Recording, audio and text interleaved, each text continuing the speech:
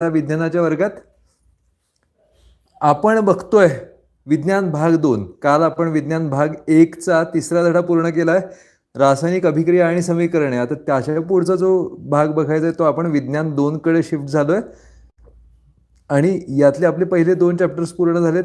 ते जर तुम्हाला हवे असतील तर चॅनलच्या प्लेलिस्टमध्ये जाल आणि तिथं तुम्हाला ते मिळू शकतील. आणि आता तिसरा धडा प्रकरण म्हणजे सजीवातील जीवन प्रक्रिया भाग 2. इंटरेस्टिंग चॅप्टर आहे आणि हा भाग आपण बघणार आहोत. तर चॅनलवर जर नवीन असाल तर व्हिडिओच्या खाली जे सबस्क्राईबचं बटन येतं ते हिट प्रेस करा. त्यानंतर त्याच्यापुढे जे बेल आयकॉन येतोय तो हिट करा आणि सिलेक्ट ऑल हा ऑप्शन करा, जेणेकरून तुम्हाला कुठलंही लाईव्ह लेक्चर असेल किंवा कुठलाही व्हिडिओ अपलोड केलेला असेल त्याचं पहिलं नोटिफिकेशन तुमच्यापर्यंत पोहोचेल.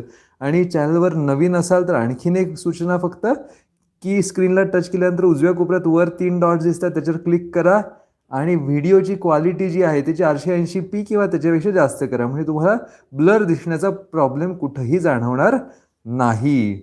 चला, स्वागत आहे सगळ्यांचं आणि आपण सुरू करतोय सजीवातील जीवन प्रक्रिया भाग 2. Attendance, yes, very good. Do it fast. Give your attendance. आणि आपलं मराठीतलं विज्ञान रोज संध्याकाळी 5 वाजता असतं आणि संध्याकाळी 6 वाजता सायन्स म्हणजे इंग्लिश आणि सेमी इंग्लिश मीडियमच्या स्टुडंटसाठी, आणि रोज सकाळी 6:45ला आपण मराठीचे लेक्चर्स घेत असतो. Very good. चलो, नाव विल स्टार्ट. करूया सुरुवात. सजीव म्हणजे काय याच्या आधीच्या चॅप्टरमध्ये बघितलंय. ज्यांच्यात जीव आहे त्यांना आपण सजीव म्हणतोय. त्यांची जीवन प्रक्रिया काय असणार आहे हे आपण या दुसऱ्या भागात भाग 2 मध्ये बघणार आहोत. कारण भाग 1चं नाव हे तुम्ही बघितलं असेल तर सजीवातील जीवन प्रक्रिया भाग 1. भाग 1 आपला झालाय. आता आपण शिफ्ट झालोय तो भाग 2 कडे. ठीक. तर याच्यात हा जो पहिला घटक आहे थोडे आठवा, हा तुमच्या अभ्यासक्रमातून वगळण्यात आलाय. फक्त थोडंसं आणि काय आठवूयात आपण, तरी सुद्धा प्रश्न राहू देत. पण आपण काय शिकलो होतो ते नुसतं म्हणजे काय म्हणूयात त्याच्यावरची धूळ जर जमली असेल तर ती काढण्याचा प्रयत्न करूया.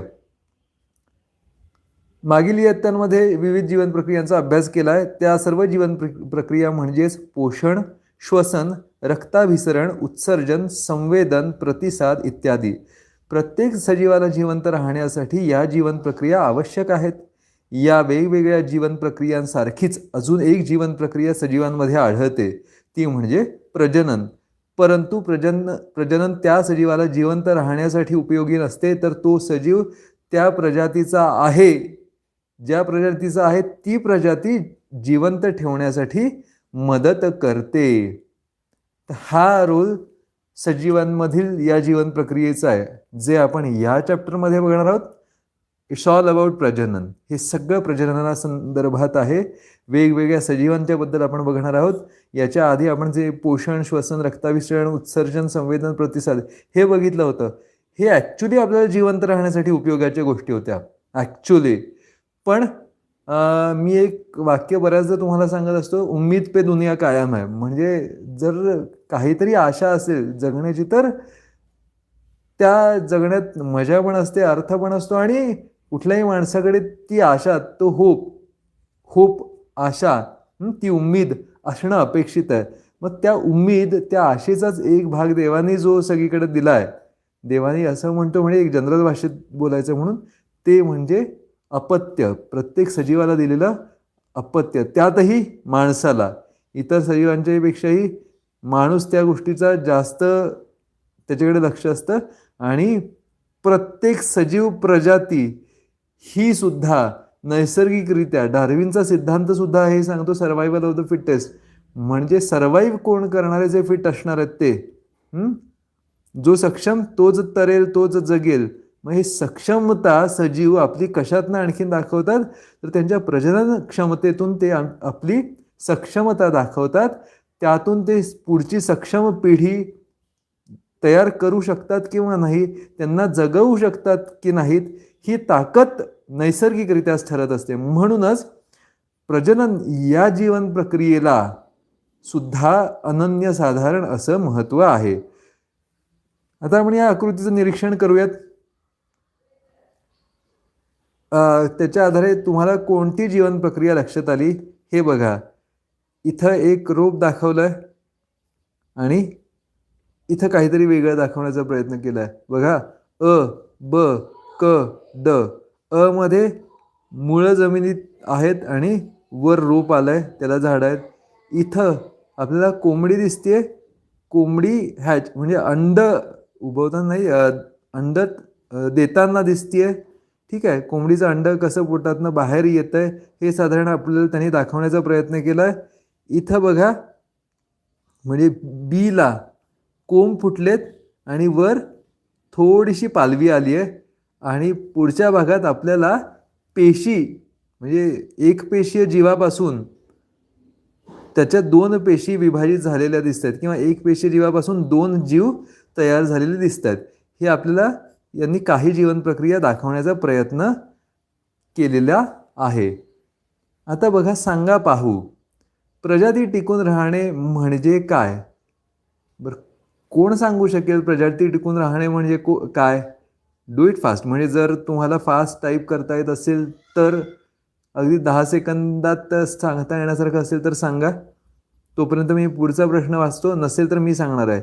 एका सजीवापासून तयार झालेला त्याच प्रजातीचा दुसरा सजीव हा जनुकीय दृष्ट्या तंतोतंत पहिल्या सजीवासारखाच असतो का?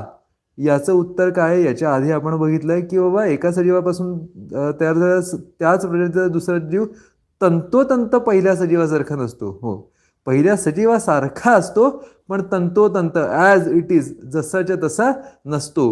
म्हणजे हे पहिल्या चॅप्टरमध्ये आपण बघितलं होतं, हेरिडिटीमध्ये. आठवतंय का? बघा की जो पुढचा जीव आहे जन्माला घातलेला तो जसाच्या तसा, म्हणजे आईबाबांचं अपत्य हे जसंच्या तसं वडिलांसारखं किंवा आईसारखं नसतं, हे आपण बघितलंय. तर याचं उत्तर नाही असं आहे.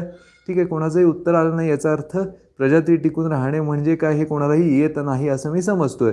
प्रजाती टिकून राहणे म्हणजे काय? ही प्रजाती कोणाची? तर इथं सजीवांची प्रजाती.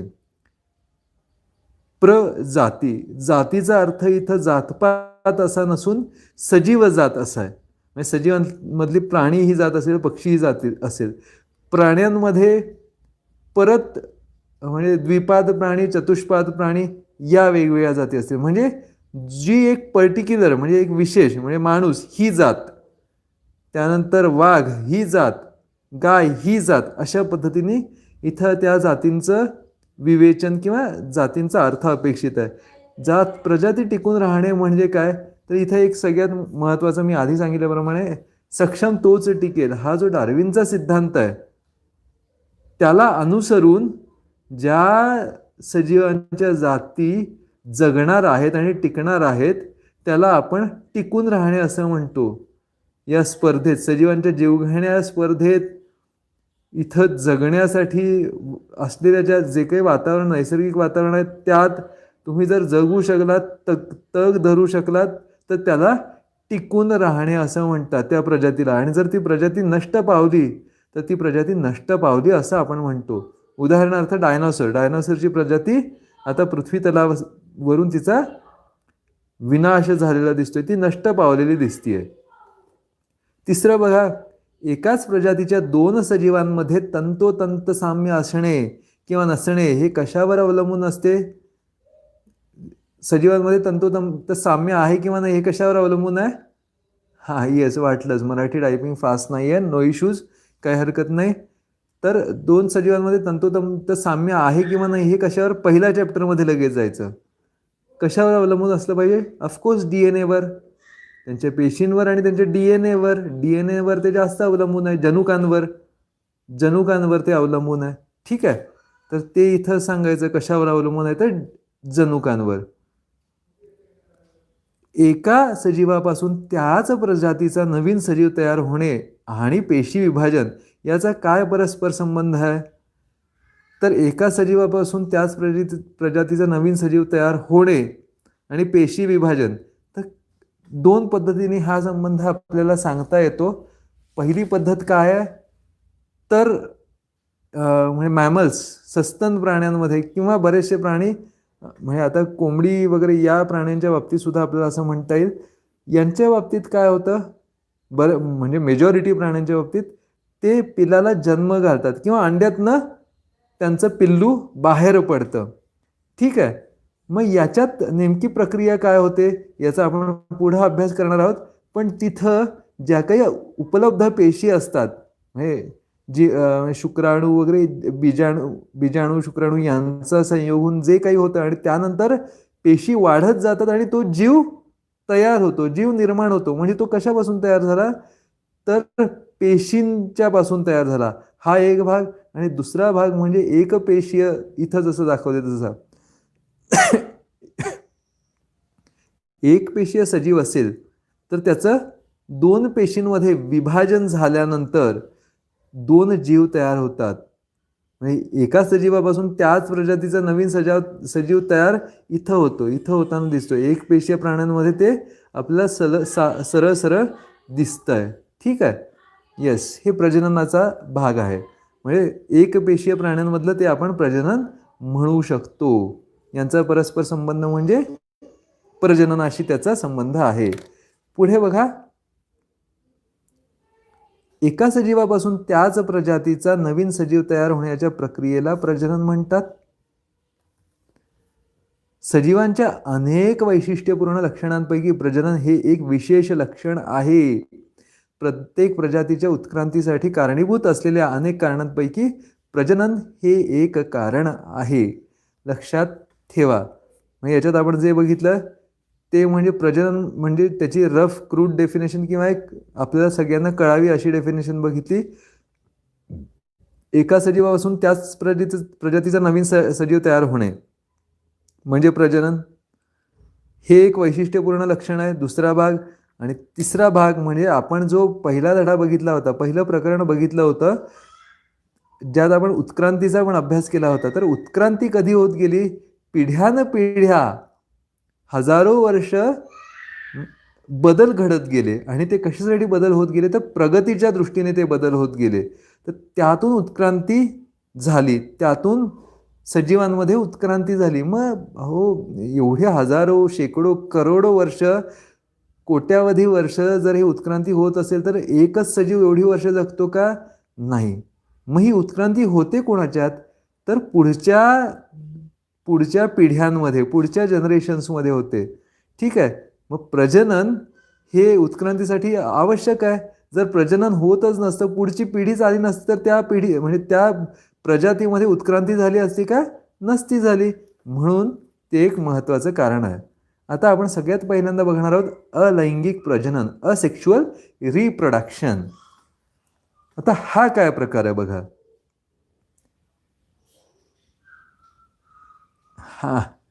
Typing fast. युग्मक निर्मिती विना एखाद्या प्रजातीतील एकाच जीवाने अवलंबिलेली नवजात जीवनिर्मिती प्रक्रिया म्हणजेच अलैंगिक प्रजनन होय. येस. आता आपल्याला टाईप करून पण म्हणजे चॅटवर जे असतील त्यांना दिसली असेल ही डेफिनेशन.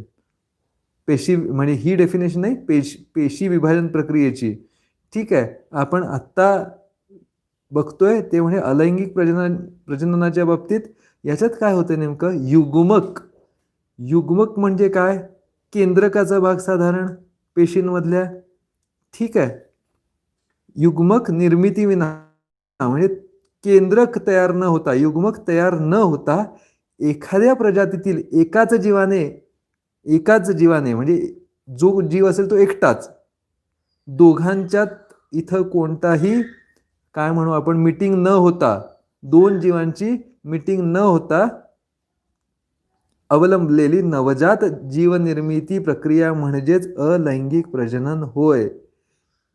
याच्यात शब्दाची फोड जरी केली तरी तुम्हाला लक्षात येईल अधिक लैंगिक म्हणजे जिथं लैंगिक म्हणजे जे काही अवयव आहेत, लैंगिक अवयवांचा वापर होत नाही अशा प्रजननाला अलैंगिक प्रजनन म्हणतात. ठीक आहे. म्हणजे दुसऱ्या भाषेत सांगितलंय की युग्मक निर्मिती विना एकाच जीवानं, इथं हे एकाच जीवानं हा खूप महत्त्वाचा शब्द आहे. इथं दोघांच्या मध्ये कोणत्याही प्रकारे मीटिंग नाही होत. एकच जीव पुढच्या प्रजातीला, नवीन जीवाला जन्म देत असतो. पुढं बघा, दोन भिन्न पेशींच्या युग्मकांच्या संयोगाशिवाय घडून येणारे हे प्रजनन असल्यामुळे नवजात सजीव हा तंतोतंत मूळ सजीवासारखाच असतो. तंतोतंत मूळ सजीवासारखाच असतो. म्हणजे कुठल्या प्रकारामध्ये आपल्याला तंतोतंत पहिल्या सजीवासारखा जीव मिळतो? तो म्हणजे अलैंगिक प्रजननामध्ये. आपल्याला हे अलैंगिक प्रजननामध्ये मिळत आहे. ठीक आहे. आपल्याला हा जो प्रश्न होता, सांगा पाहू, एका सजीवापासून तयार झालेला त्याच प्रजातीचा दुसरा जीव हा जनुकीय दृष्ट्या तंतोतंत पहिल्या सजीवासारखाच असतो का? इथं यांनी शब्द वापरलाय जनुकीय दृष्ट्या. तर जनुकीय दृष्ट्या सुद्धा बऱ्याचशा गोष्टी इथं समान असतात. जेव्हा अलैंगिक प्रजनन होतं तेव्हा तंतोतंत मूळ सजीवासारखाच असतो म्हटलंय त्यांनी. स्पेशल केस, अलैंगिक प्रजननामध्ये हे शक्य आहे, पण इतर प्रजननांमध्ये ते नाही. या प्रजननात केवळ एका जनकापासून नवीन जीवाची निर्मिती गुणसूत्री विभाजनाने होते. जननिक विचरणाचा अभाव हा अलैंगिक प्रजननाचा तोटा, तर वेगाने होणारे प्रजनन हा या पद्धतीचा फायदा आहे.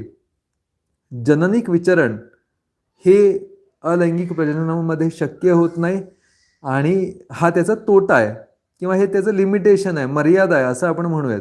आणि मात्र प्रजननाचं जे स्पीड आहे ते इथं खूप जास्त आहे. हा म्हणजे हा फायदा तोटा म्हणण्यापेक्षा ही वैशिष्ट्य आहे असं आपल्याला म्हणायला हरकत नाही. ठीक आहे. पुढं बघूयात. एकपेशीय सजीवांमधील अलैंगिक प्रजनन. एकपेशीय सजीवांमध्ये अलैंगिक प्रजनन होतं कसं, तो भाग आपण बघूयात. आपण अलैंगिक प्रजनन म्हणजे बघितलंय जिथं एकाच जीवानं नवीन जीवाला जन्म दिलाय, तिथं कोणतीही युग्मक निर्मिती झालेली नाही.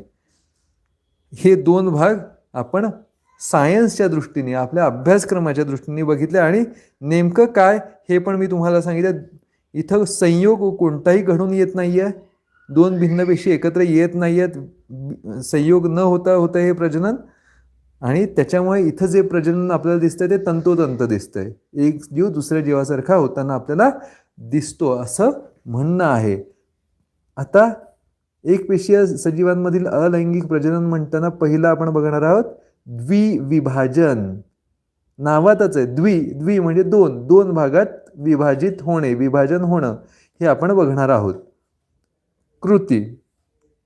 एका चंचुपात्रात अनेक दिवस पाणी साठलेल्या आणि जलीय वनस्पतींनी समृद्ध अशा तळ्यातील पाणी घ्या. खूप दिवसाचं शिळं पाणी घ्यायला त्यांनी सांगितलंय. किंवा म्हणजे आपण काय म्हणतो डबकी किंवा तळ्यात एखाद्या खूप दिवसाचं पाणी आपल्याला मिळू शकतं. जलीय वनस्पतींनी समृद्ध अशा तळ्यातील पाणी घ्यायचं आहे जिथं बरेचसे जलीय वनस्पती असतील. ठीक आहे. त्यामध्ये थोडे गव्हाचे दाणे आणि काही जलीय वनस्पती टाका. 3-4 दिवस त्या वनस्पतींचे आणि गव्हाचे विघटन होऊ द्या. कारण पाण्यात 3-4 दिवस ठेवल्यानंतर आपोआप ती विघटनाची प्रक्रिया सुरूच होणार आहे. त्या वनस्पतींचं आणि गव्हाचं पण विघटन होऊ दे. 4थ्या दिवशी सकाळी लवकर एक स्वच्छ काचपट्टी घेऊन त्यावर चंचुपात्रातील पाण्याचा थेंब घ्या. माझा 3-4 दिवस झाल्यानंतर त्यातलं पाणी आपण एका काचपट्टीवर घ्यायचं आहे. त्यावर आच्छादक काच ठेवून संयुक्त सूक्ष्मदर्शकाखाली निरीक्षण करा. सगळ्यांनी सूक्ष्मदर्शक बघितलाय का? बघितला असणं अपेक्षित आहे. बघितला असेल, नक्कीच तुम्ही बघितला असेल. तर त्याच्या स्लाइड्स, काचेच्या स्लाइड्स तयार करायला पण तुम्ही शिकला असाल किंवा ॲटलिस्ट काचपट्टीवर तुम्ही बघितलं असेल. काहीतरी वेगवेगळ्या गोष्टी आपल्याला दाखवल्या जातात, पेशींच्या बद्दल असतील किंवा इतर बाबतीत असतील. ठीक आहे. तर काचपट्टीवर हे आच्छादक काच आपण का टाकतो, तर तो आपल्या प्रयोगाचा भाग आहे. कुठेही जे आपण त्याच्यावर ठेवलंय ते इकडे तिकडे हलवू नये. जे काही घेतलंय, जो घटक घेतलाय काचपट्टीवर तो हलवू नये आणि तो चिटकून राहावा. इतर कोणतीही त्याच्यावर प्रक्रिया होऊ नये म्हणून आपण आच्छादक काच त्याच्यावर झाकतो. ती आच्छादक काच खूप पातळ असते. आणि तिचं आपण निरीक्षण कशाखाली करणार आहोत, तर संयुक्त सूक्ष्मदर्शकाखाली त्याचं निरीक्षण करणार आहोत. पुढे बघा, तुम्हाला अनेक पॅरामेशियम द्विविभाजन करताना दिसून येतील. तर अनेक पॅरामेशियम, इथं पॅरामेशियम त्यांनी दाखवला आहे, जनक पॅरामेशियम. त्याचं विभाजन झाल्यानंतर आपल्याला नवजात पॅरामेशियम इथं त्यांनी या आकृतीत दाखवलेत. ठीक, आपण आधी बघूयात आणि नंतर इकडं आकृतीकडे बघूयात. त्यांनी लिहिलेलं काय काय आहे ते बघून मग आकृतीकडे आपण शिफ्ट होऊयात. आदि केंद्रकी सजीव म्हणजे जीवाणू, आदिजीव, अमिबा, पॅरामेशियम, युग्लिना इत्यादी दृश्य केंद्रकी पेशीतील तंतुकणिका आणि हरितलवके ही पेशी अंगके द्विविभाजन पद्धतीने अलैंगिक प्रजनन करतात. या प्रकारात जनक पेशीचे 2 समान भागात विभाजन होऊन 2 नवजात पेशी तयार होतात. सदर विभाजन सूत्री मायटॉसिस किंवा असूत्री पद्धतीने होते. सूत्री विभाजन काय आणि असूत्री विभाजन काय हे आपण याच्या आधीच्या प्रकरणात बघितलंय आणि आपल्या सिलेबसमध्ये किंवा आपल्या अभ्यासक्रमात सूत्री आणि असूत्री विभाजन अगदी वरवरचं अपेक्षित आहे, तेवढा आपण अभ्यास केलेला आहे. फक्त माहितीसाठी हे जे विभाजन होतं आहे कुठल्या द्विविभाजनामध्ये, अलैंगिक प्रजननामधलं द्विविभाजन, हे एकपेशीय या जीवांमध्ये कुणाकुणात, जीवाणू, अमिबा, पॅरामेशियम, युग्लिना यांच्यामध्ये ते आपल्याला सूत्री विभाजनाने किंवा असूत्री विभाजनाने होताना दिसतं. मग नेमकं इथं काय होतं, या आकृत्या आपल्याला सांगण्याचा प्रयत्न करतात की बाबा हे आम्ही असं होतो, इकडे बघा. ठीक आहे, बघूयात त्या आकृत्यांकडे पण आपण बघूयात. वेगवेगळ्या आदिजीवांमध्ये विभाजनाचा अक्ष वेगवेगळा असतो. उदाहरणार्थ अमिबा विशिष्ट आकार नसल्याने कोणत्याही अक्षातून विभाजित होतो, म्हणून त्याला साधे विभाजन म्हणतात. पॅरामेशियम आडवे द्विविभाजन करतात, आडवे द्विविभाजन या पद्धतीने, तर युग्लिना उभे द्विविभाजन या पद्धतीने विभाजित होतो. सजीवांमध्ये द्विविभाजन शक्यतो अनुकूल परिस्थिती म्हणजेच मुबलक अन्न उपलब्ध असते तेव्हा अवलंबले जाते. येस, आता बघा इथं आपण द्विविभाजनाच्या आकृत्या बघतोय. ही अमिबामध्ये झालेलं द्विविभाजन आहे. जनक अमिबा म्हणजे जनक जननी, ज्याच्यापासून अपत्य निर्माण झालेत, ज्याच्यापासून अपत्य निर्माण झालेत. इथं अपत्य त्या पेशीपासूनच तयार होत आहेत. नवीन काहीतरी येतंय आणि होत आहे, युग्मक तयार होत आहे वगैरे असं काही नाही आहे. एक पेशीच 2 जीवांना जन्म देते. आता आपण गेल्या इयत्तेमध्ये अभ्यासला नसेल तुम्हाला माहीत, तर हे लक्षात ठेवा की अमिबाला फिक्स असा कोणताही आकार उकार नसतो. तो त्याचा आकार कसाही बदलू शकतो. निरनिराळ्या परिस्थितीत त्याचा आकार खूप वेगवेगळा होत जात असतो. त्यामुळे तुम्ही अमिबा कसाही काढला आणि म्हटलात की हो हा अमिबा आहे, तर त्याला सगळ्यांनी अमिबाच म्हटलं पाहिजे, अशी परिस्थिती अमिबाची. तर त्याच्या बाबतीत विभाजन होताना तो 2 भागात जो काही विभागला जाणार आहे त्याचा अक्ष म्हणजे कटिंग ॲक्सिस, म्हणजे तो कट जिथून होणार आहे तो कुठूनही कट होऊ शकतो. असा कट होऊ शकतो, असा कट होऊ शकतो, तिरका तारका कशाही पद्धतीने त्याचं विभाजन होऊ शकतं. इथं त्यांनी दाखवलं की बाबा हा आडवा म्हणजे आडवा अक्ष याच्यातनं गेला आहे, म्हणजे आडवा चाकू धरला आहे, सुरी धरली आहे आणि ती इथून पास केली आहे आणि कट झाल्यावर याचे 2 भाग झालेत. म्हणजे अक्ष काय झाला, आडवा अक्ष झाला ॲक्सिस, आणि त्याच्यामुळे त्यांनी इथं त्या पद्धतीने दाखवलं आहे. पण असा सुद्धा चाकूने विभाजन करू शकतो, असा चाकू लावून सुद्धा याचं विभाजन करू शकतो आपण. ॲक्च्युली चाकू लावत नाही, फक्त कुठल्या रेषेत त्याचं विभाजन होतं हे तुम्हाला सांगण्याचा प्रयत्न केला आहे. अमिबाचं द्विविभाजन होतं त्याला साधं द्विविभाजन म्हणतात. आता पॅरामेशियमचं बघूयात. अमिबा आणि पॅरामेशियम हे आदिजीव आहेत, हे सुद्धा आपल्याला माहिती आहे. बरं, पॅरामेशियम आता जो जन्म देणार आहे त्याला आपण जनकच म्हणणार आहोत, जनक पॅरामेशियम. बघा त्याच्यात होणारी स्थित्यंतर, इथं पण अमिबामध्ये स्थित्यंतर होताना कसा, तो अमिबा आधी जाडसर होता, नंतर तो लांब असा झाला, लंबुळका झाला, त्याची जाडी कमी झाली आणि मध्ये त्याच्यात अशा प्रकारे खाली खाच पडत गेली, खाच पडत जाऊन त्याचं विभाजन झालं. हे आपण एक सूत्री विभाजनात म्हणजे सूत्री विभाजन आणि असूत्री विभाजनात हा प्रकार बघितला होता, खाच पडत जाणे आणि विभाजन होणे. तोच प्रकार आपल्याला इथं पॅरामेशियमच्या बाबतीत दिसतोय.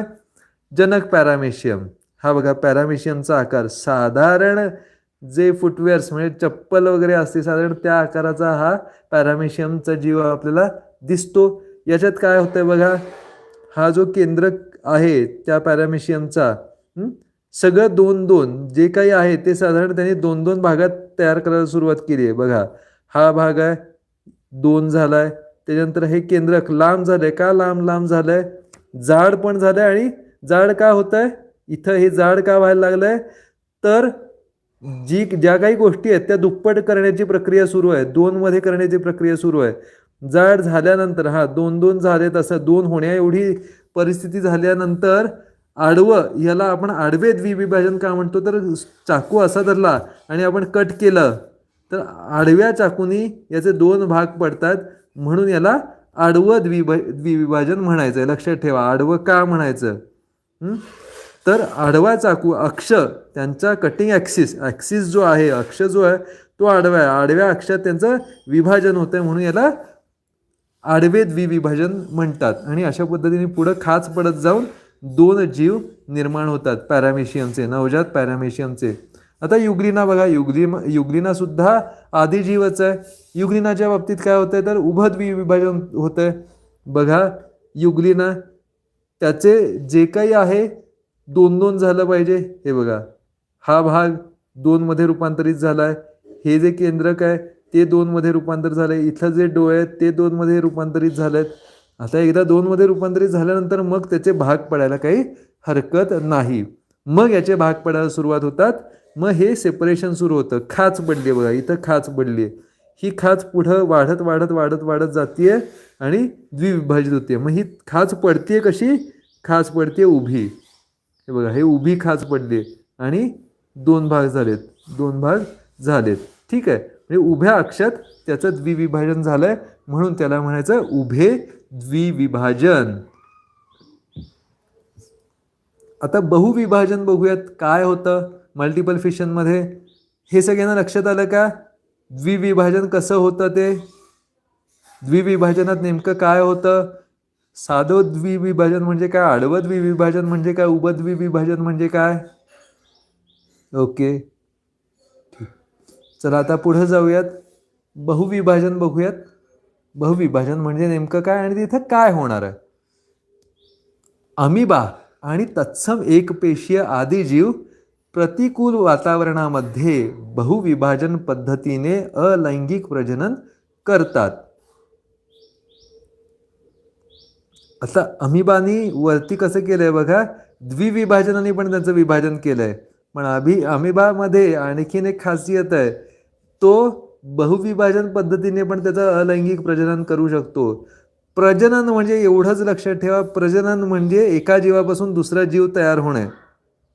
एका जीवापासून दुसरा जीव तयार होणे. मग एकटा जीव करू शकत नसेल तर दोघांनी एकत्र यायचं आणि नवजात जन्माला घालायचा आहे, नवा जीव जन्माला घालायचा आहे. त्याला म्हणायचं प्रजनन. ठीक आहे, तर अमिबा बहुविभाजन पद्धतीने पण करू शकतो. कसं करतोय बघा. आणि सगळ्यात महत्त्वाचं एक लक्ष ठेवायचं, प्रजननाचा काळ हा, आता हे द्विविभाजन जेव्हा बघतो किंवा अलैंगिक विभाजन जरी बघत असलो तरी कधी होतं विभाजन, कधी होत असतं किंवा प्रजनन कधी होत असतं? जेव्हा काळ सुखावह असतो तेव्हा प्रजनन हे होत असतं, चांगल्या पद्धतीने होत असतं. मग सुखावह काळाचा म्हणजे चांगल्या काळाचा एक साधा सुद्धा भाग म्हणजे काय? पोटाला पोटभर असणं. पोटभर पोटाला असलं की तो सुखावह काळ की नाही? हो. चला, म्हणजे आपण बऱ्याच म्हणतो सब कुछ चल रहा है, पापी पेट के लिए चल रहा है वगैरे असते डायलॉग पण आपण ऐकलेले आहेत. तर पोट जर पोटाला खायला जर असेल तर ते एक म्हणजे बेसिक सुख, मूलभूत सुख आहे असं आपण म्हणू शकतो. मग त्या सुखाच्या काळात हे द्विविभाजन शक्यतो होत असतं. हे आपण वरती बघितलं. म्हणजेच मुबलक अन्न उपलब्ध असते तेव्हा. अनुकूल परिस्थिती कधी असते? तर मुबलक अन्न उपलब्ध असतं तेव्हा. आता इथं बघा, ज्यावेळी अपुरे अन्न किंवा इतर प्रकारची प्रतिकूल परिस्थिती तयार होते. इथं आपण द्विविभाजनात बघितलंय की मुबलक अन्न असेल तेव्हा होतंय, पण आता इथं बघतोय बहुविभाजनात की अपुरे अन्न किंवा इतर प्रकारची प्रतिकूल परिस्थिती तयार होते, त्यावेळी अमिबा छद्मपाद तयार करत नाही आणि हालचाल थांबवतो. अमिबा काय करतो, अजिबात त्याची वेगवेगळी अंग तयार करण्याचं थांबवतो. हे जे आहे तुम्हाला त्याचे हे हे हे हे जे वेगवेगळे वलय असतात ना, ते कशामुळे आहेत, त्याच्या हालचालीमुळे आहेत. तो हालचालच थांबवून टाकतो. का? तर प्रतिकूल परिस्थिती आहे, धोक्याची परिस्थिती आहे, हालचाल करून आपली एनर्जी नाही वाया घालवायची आहे. ठीक आहे, या सगळ्याचा विचार करून तो थांबतो, छद्मपाद तयार करत नाही आणि हालचाल थांबवून टाकतो. हालचाल थांबवल्यामुळे आपोआप काय होतं, तो गोलाकार होतो आणि पेशी पटलाभोवती कठीण संरक्षक कवच तयार करतो. अशा कवचबद्ध अमिबाला किंवा कोणत्याही एकपेशीय सजीवाला पुटी म्हणतात, सिस्ट म्हणतात. म्हणजे जेव्हा कधी सिस्ट कधी पुटी ही तयार करतो कुठलाही जीव, जेव्हा त्याला धोका जाणवतो. धोका जाणवतो म्हणजे धोका कशाचा, प्रतिकूल परिस्थितीचा असेल किंवा इतर कोणत्याही परिस्थितीमुळे त्याला वाटलं की हे सेफ नाही आहे, सेफ नाही आहे, तेव्हा तो अमिबाच्या बाबतीत तर त्यांनी हालचाल थांबवल्यावर आपोआपच तो गोल होतोय.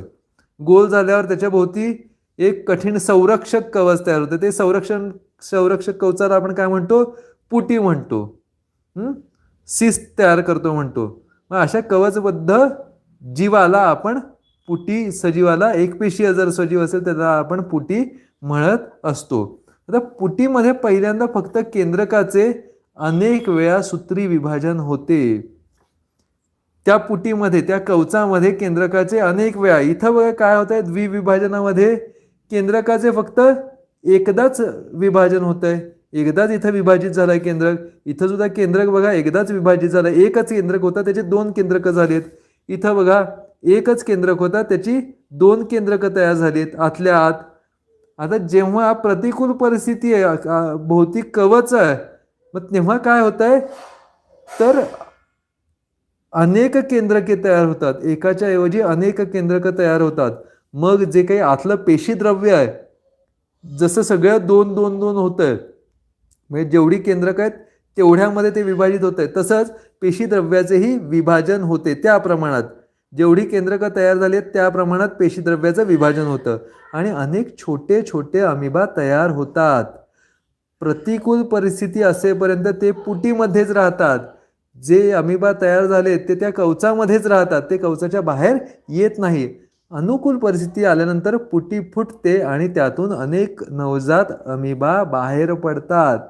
म्हणजे बघा, म्हणजे सर्वायवल ऑफ द फिटेस्ट किंवा जगण्याची दुर्दम्य इच्छाशक्ती ही प्रत्येक जीवामध्ये असतेच आणि म्हणजे असलीच पाहिजे, असा एक निसर्गाचाच नियम आहे. कोणताही जीव हा स्वतःला जगवण्यासाठी, स्वतः जगण्यासाठी धडपडत असतो आणि स्वतःसोबत स्वतःचा जो काही अपत्य आहे, स्वतःचं जे काही बाळ आहे त्याला जगवण्याचा प्रयत्न करतो. ठीक आहे, या 2 गोष्टी. का तर आपल्याला पण माहिती आहे, अरे यार म्हणजे बऱ्याच घरांमध्ये अजून सुद्धा अपत्य झाल्यानंतर खूप आनंद साजरा होतो. का तर माझी पुढची पिढी जगतीये, पुढची पिढी तयार झाली आहे.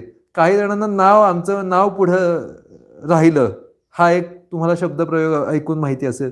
तोच प्रकार या सजीवांच्या बाबतीत होतो की आमची जात शिल्लक राहिली, माझ्या प्रकारचा मी सक्षम होतो माझी जात पुढं नेण्यासाठी. मग तो एक भाग या सजीवांमध्ये होतो आणि मग त्याच्यासाठी त्यांची सेफ्टी पण घेणं, त्यांची काळजी पण घेणं. सहजासहजी जो नवजात असेल, नवजात म्हणजे त्याची ताकद कमी, त्याच्यावर अटॅक होऊ नये, प्रतिकूल परिस्थितीमुळे तो मरू नये, तो जिवंत राहावा, तो तग धरून राहावा, याच्यासाठी बघा काय काय होत आहे.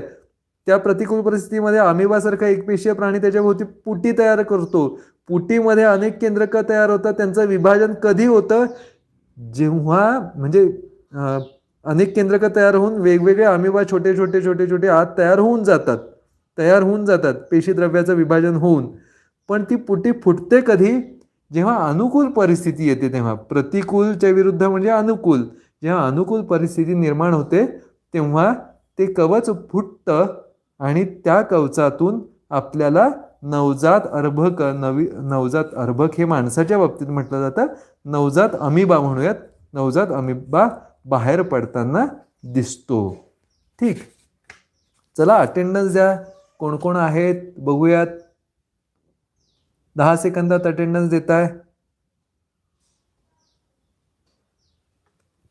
इथं बहुविभाजन प्रक्रियेची एक आकृती दिली आहे. साक्षी पाटील, साक्षी कुपटे, NBMV आदित्य, संध्या गपट, आणखीन कोण आहे, अंकिता, YHY. ठीक, एवढी मंडळी आहेत. श्रद्धा, येस श्रद्धा पण आहे.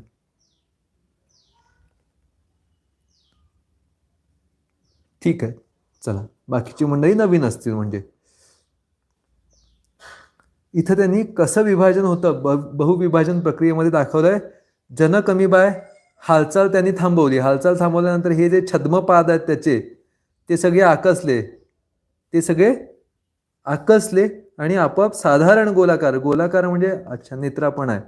अगदी वर्तुळ नाही तयार होत पण गोल आपल्याला लक्षात येईल असा गोल तयार होतो आणि त्याच्याभोवती ही संरक्षक पुटी तयार झाली आहे बघा, डार्क चॉकलेटी रंगात. पेज नंबर 24 वर आहे. आणि त्याच्यानंतर आता हे खूप डार्क केलंय त्यांनी, त्याच्यामुळे आपल्याला त्याच्या आतलं दिसत नाहीये. हे जे केंद्रक त्याचं विभाजन 2 पेक्षा जास्त प्रमाणात होत आहे. म्हणजे इथं किती अमिबा नवजात तयार झालेत? 1 2 3 4 5 6 7 8 9 10 अमिबा तयार झालेत ना. तर इथं 10 केंद्रक तयार होतात आणि हे जे पेशीद्रव्य आहे ते त्या प्रमाणात प्रत्येक केंद्रकाला समसमान विभाजित होऊन जातं. ठीक आहे. आणि जेव्हा अनुकूल परिस्थिती येते तेव्हा ही जी पुटी आहे हे संरक्षण कवच आहे ते फुटतं आणि त्यातनं हे नवजात अमिबा बाहेर पडतात. जरा डोकं चालवा. विभाजन या अलैंगिक प्रजननानंतर जनक पेशीचे अस्तित्व राहतं का? राहत नाही. जनक पेशीचेच हे सगळे जीव तयार झालेत. जनक पेशी राहत नाही, ही एक याची खासियत आहे. इतर विभाजनांमध्ये म्हणजे विभाजन म्हणण्यापेक्षा इतर प्रजननांमध्ये म्हणजे माणसामध्ये आई वडील राहतात अपत्याच्या जन्मानंतर, पण इथं जी जननी आहे किंवा जो जनक आहे तो स्वतःचं बलिदान देतो, तो संपतो आणि आपली प्रजाती जन्माला घालतो. त्याचं ते त्याच्या प्रजातीसाठी किंवा अपत्यांसाठी असलेलं बलिदान असतं किंवा तो त्याच्या जीवन प्रक्रियेचा भाग असतो. आता दुसरी कृती बघूयात आणि आपण आज थांबूयात. कलिकायन. तिसरा भाग म्हणजे कलिकायन. आपण आतापर्यंत पहिलं दुसरं काय काय बघितलंय?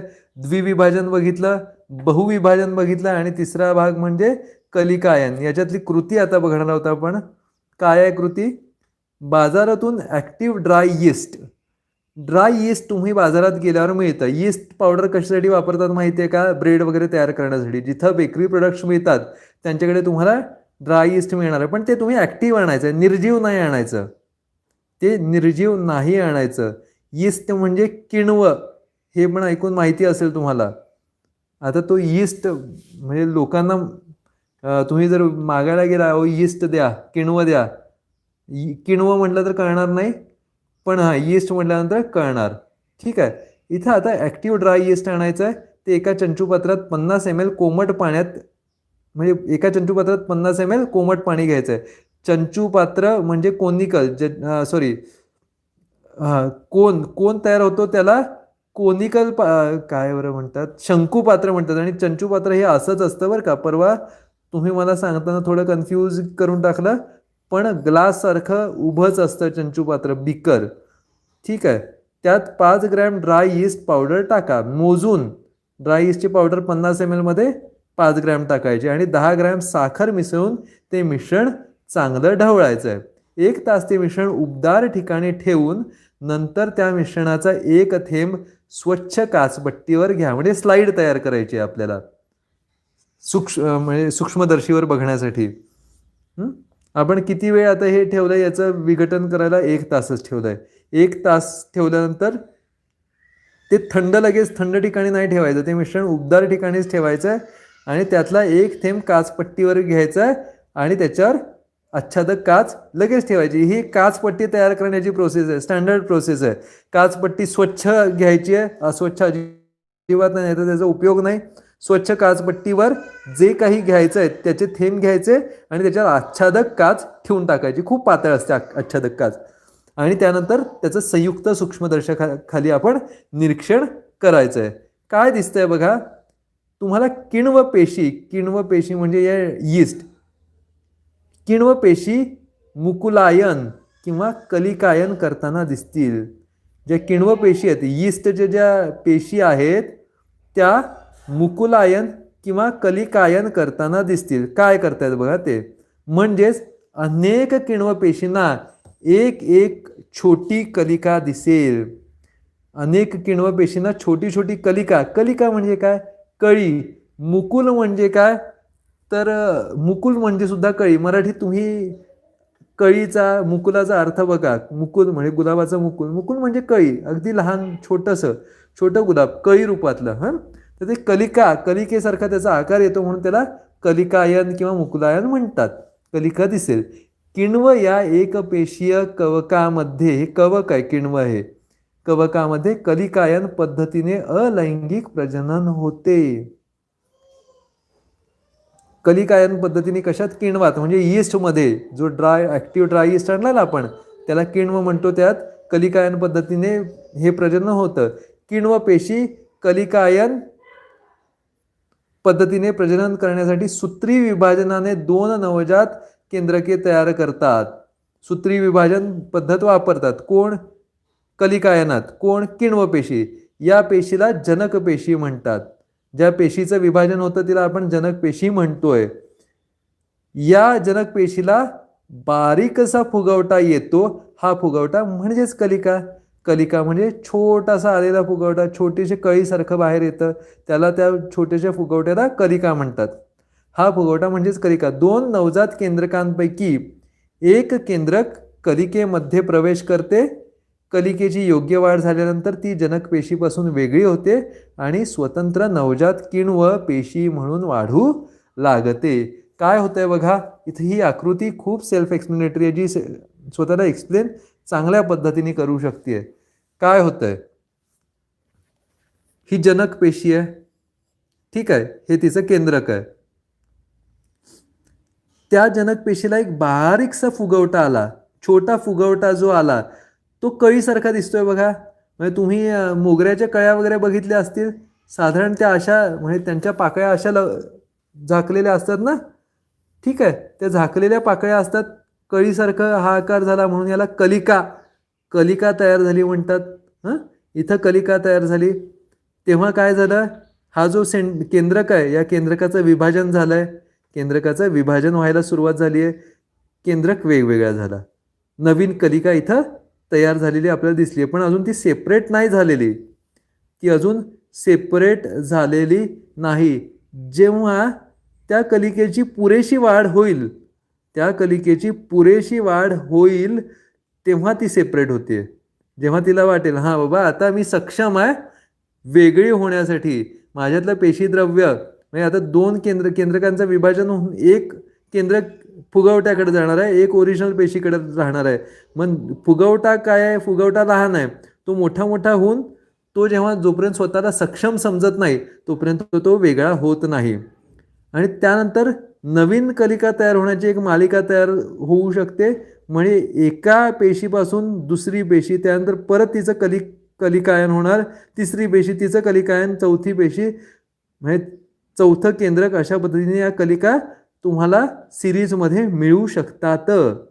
एकच तयार होईल असं नाही, एकापासून म्हणजे एक इथे एक तयार झाली, एकापासून 2, 3, 4 अशा सुद्धा तयार होऊ शकतात. या प्रक्रियेला आपण काय म्हणतो, कलिकायन म्हणणार आहोत. आणि हे कुठल्या पद्धतीने होतंय, हे जे काही विभाजन होतंय तर हे सूत्री विभाजन पद्धतीने होत आहे. ठीक आहे, चला या नोटवर आज आपण इथंच थांबूयात आणि आपण उद्या सकाळी मॅथ्सच्या लेक्चरला भेटणार आहोत 6:45 वाजता. उद्या आपण प्रॅक्टिस सेट नाही प्रॉब्लेम सेट 5 संकीर्ण प्रश्नसंग्रह 5 सोडवणार आहोत आणि उद्या 5 वाजता संध्याकाळी सायन्सच्या लेक्चरला याच्या पुढचा भाग इंटरेस्टिंग चॅप्टर आहे, मिस करू नका कुणी, तो आपण बघणार आहोत. ठीक, चला या नोटवर इथंच थांबूयात. घरीच राहा, अभ्यास करत राहा आणि सुरक्षित राहा.